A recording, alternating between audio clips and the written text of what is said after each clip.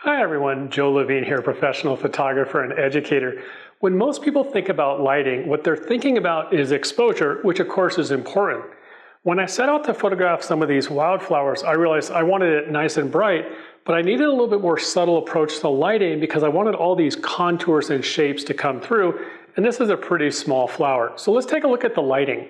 I have a single LED, it's pointed somewhat off to the side, and my main light, or the main reflector it's bouncing into, is this large white reflector, and it's giving me a nice soft pool of light wrapping around the back side, but I wanted a little bit more punch with it. So pretty much on the same axis, I have a smaller reflector, and it's almost mirror light, giving me some really nice highlights, giving me some shape to the subject.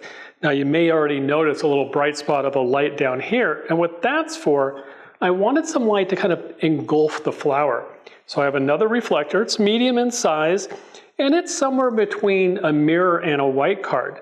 And I can real easily move it around, up, down, almost anywhere I want. I'm gonna put a little light on the underside. And then the last light is just a light off to the side, adding a little texture and interest to the background. So let's double check focus and see what we have.